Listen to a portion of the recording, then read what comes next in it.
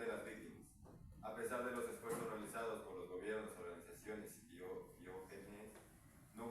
no gubernamentales y sociedad civil, la violencia intrafamiliar sigue siendo un problema persistente y subestimado. Cuando nosotros hablamos de violencia intrafamiliar, encontramos el problema social que es en la mayoría de familias que suceden estos problemas. En lo jurídico afecta en el artículo 11 de la Constitución, que dice la igualdad. Todos somos tienes derecho, conocemos el artículo que dice que todas las personas deben ser no discriminadas ni por su etnia, raza, color de piel. Y al momento de cuando un familiar que tenga contigo no te trate de la misma forma y te violente, está violentando esta ley. Bien, como segundo tenemos los objetivos a cargo de mi compañera Carla Ramírez.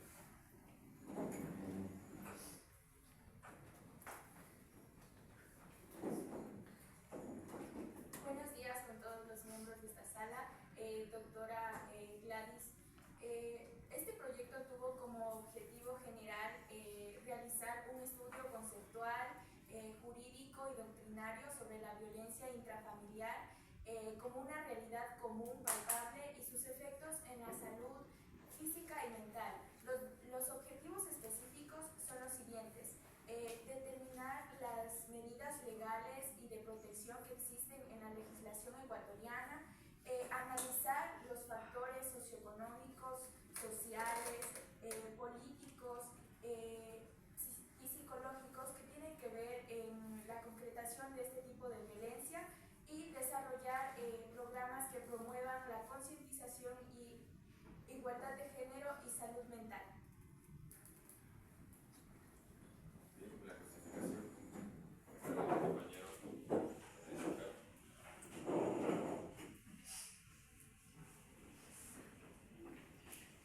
Buenos días, doctora Gladys, compañeros presentes.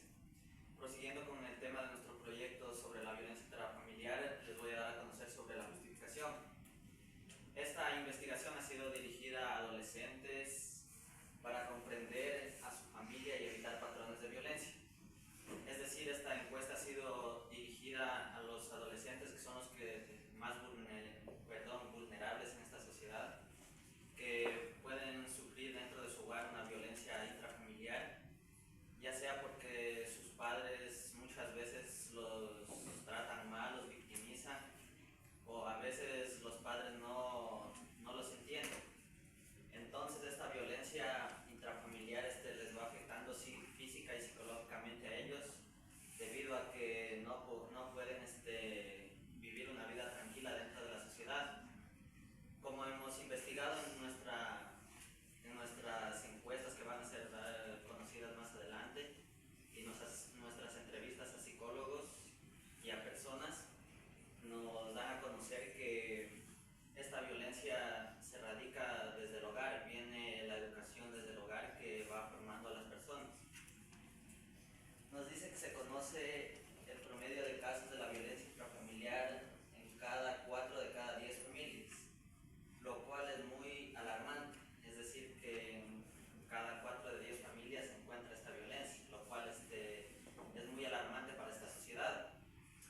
También nos dice que el 44% de los niños, niñas y adolescentes son víctimas de alguna forma de maltrato en el país. Es decir, como les dije, los niños son los más violentados en el país, que sufren más maltrato,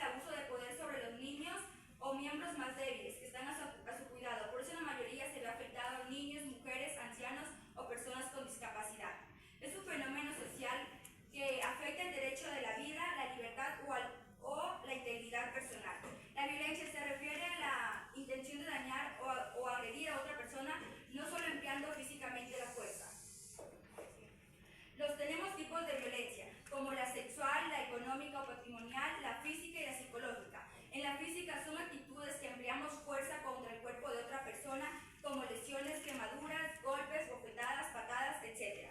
La sexual son actos que obligan a la otra persona a cometer, como por ejemplo, forzar a tener relaciones sexuales, abuso o violación, o cometer acciones contra su voluntad, como el aborto. Psicológica, actitudes que tienen por objetivo manipular decisiones, pensamientos y creencias de la otra persona. Pueden ser verbales, como humillaciones, insultos, entre otros.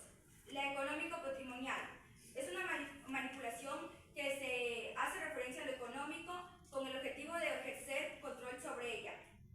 Se pueden dar en la limitación de recursos económicos, no aportar económicamente a la casa, no dejar estudiar o trabajar, o robo de bienes o dinero.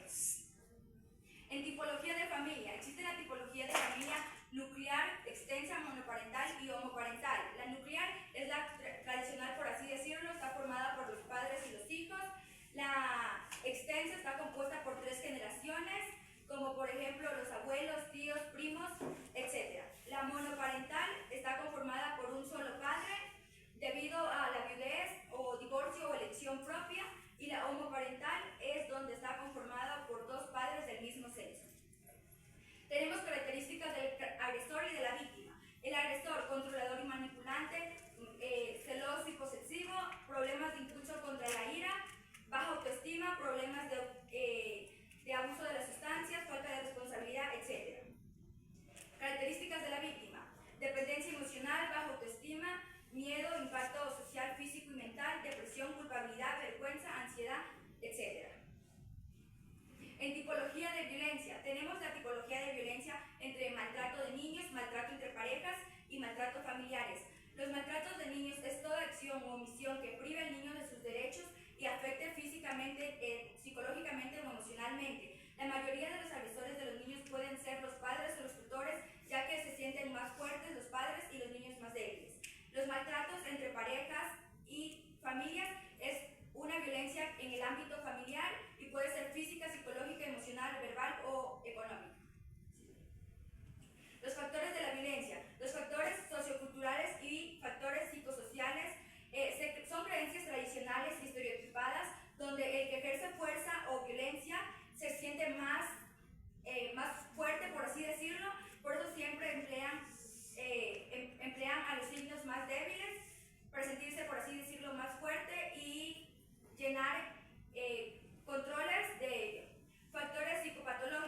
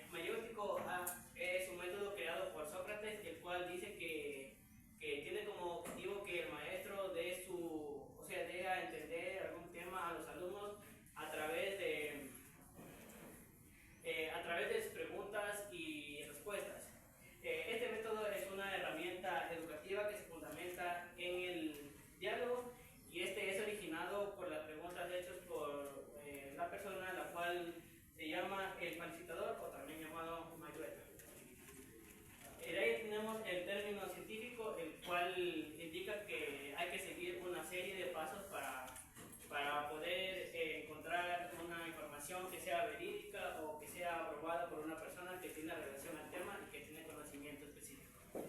El método analítico hace referencia a un análisis objetivo para hacer una separación de componentes y tener una observación clara. Esto nos da una referencia, o sea, que de un tema hay que desmembrar para conocer cada una de las partes importantes y de este tener un conocimiento previo. De ahí tenemos el método deductivo, el cual hace referencia al razonamiento deductivo. Dice que hay que sacar un razonamiento con premisas para llegar a una conclusión clara. Por ejemplo, yo puedo dar un ejemplo que podría decir: todas las personas o seres humanos tenemos razonamiento. Si Pedro es un ser humano, Pedro tiene un razonamiento. Siguiendo premisas, yo puedo llegar a una conclusión clara. Y como último tenemos el método hermenéutico, el cual hace referencia a que leamos un texto y sus partes claves para poder entender todo con claridad. Esto hace referencia al momento de hacer una investigación, que no hay que fijarnos en todo, sino que solo en puntos claves que ayuden o que tengan referencia a un contexto específico que nosotros queremos investigar. Muchas gracias. Como dijeron, hicimos un estudio de caso. Vamos a empezar con el informe de respuesta aplicada. A cargo de mi compañera Carla.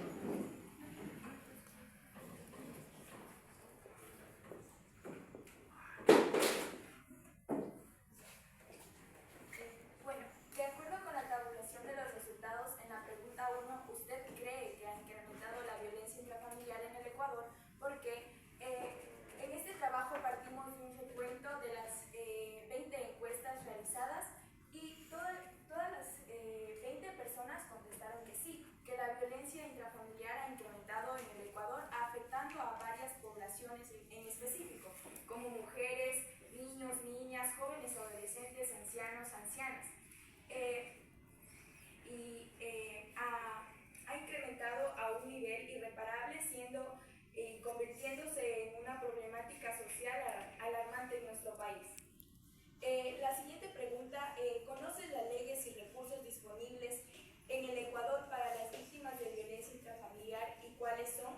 En esta pregunta, solo 2 personas respondieron que están en conocimiento de las leyes y medidas legales que existen para estas víctimas de violencia intrafamiliar.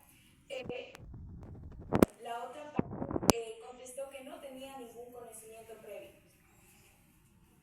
Según este análisis, podemos decir que la población está en un 90% de desconocimiento, lo cual genera una preocupación porque al desconocer de este tema aumentan los índices en las tasas de la violencia intrafamiliar. La tercera pregunta: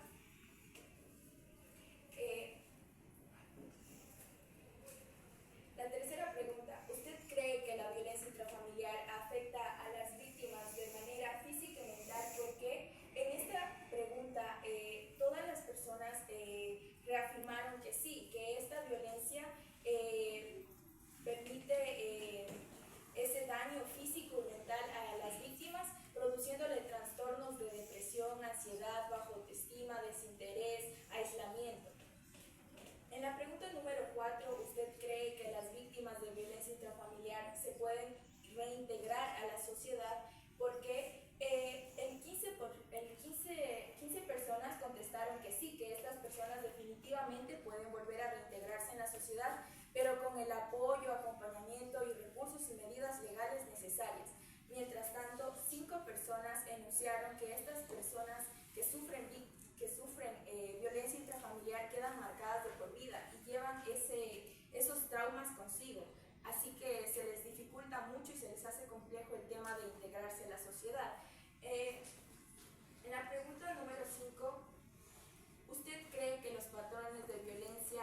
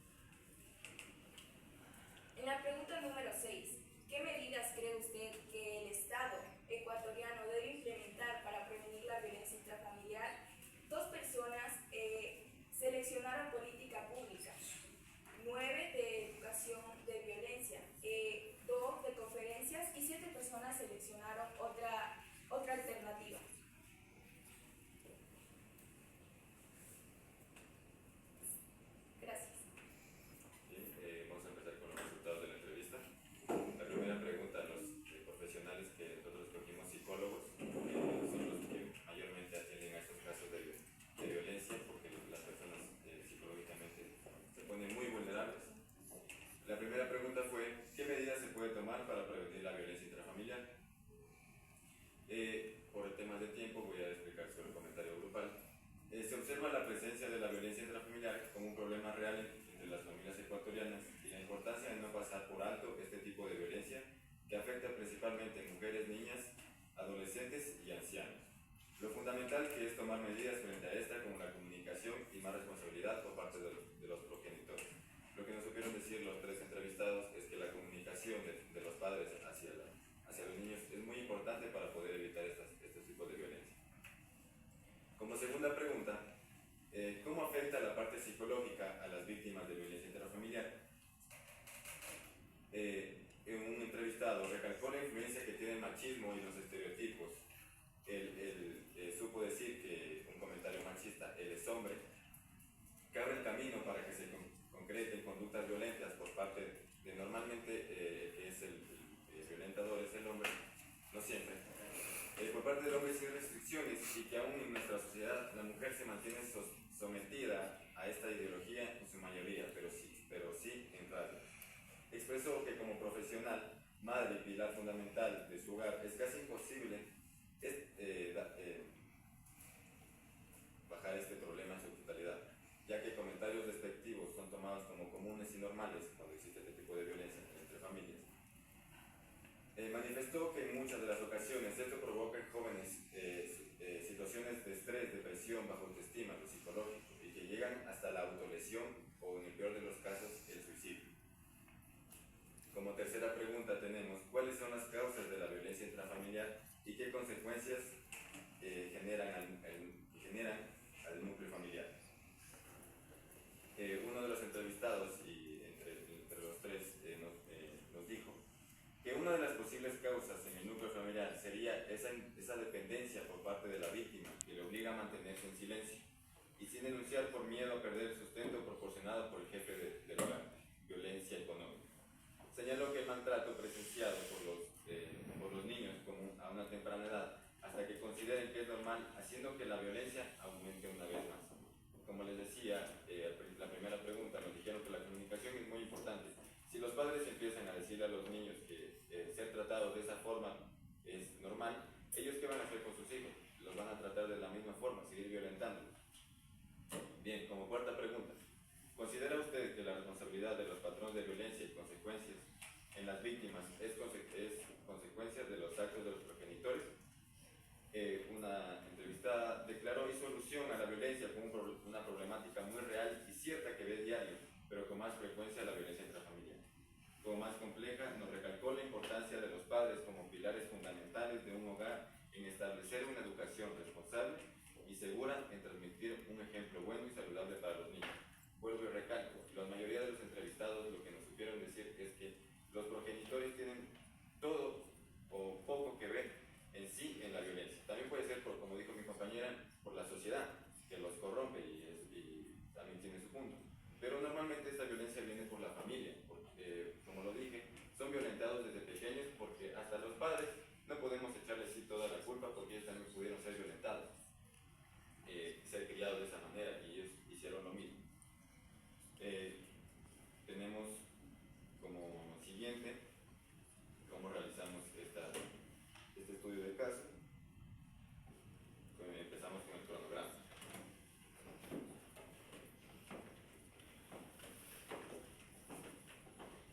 Bueno, se utilizó el cronograma, como todos ya sabemos. El cronograma es un recurso en el que nosotros podemos dividir cada asignación que se va a realizar durante el proyecto. O sea, tenemos plazos de tiempo en el que nos podría ayudar a no tener a futuro dentro del proyecto problemas con el tiempo, contratiempos y problemas que pueden suscitar durante el cronograma nos ayuda a llevar cada sección de una buena manera. Bueno, como ejemplo aquí nosotros tenemos el cronograma que nosotros realizamos, que el cronograma nos ayuda a cada tarea realizada en cada asignación del cronograma, como podemos ver aquí, la selección y definición del problema, que fue el objeto de estudio, que fue realizada en la fecha que se indica ahí, que fue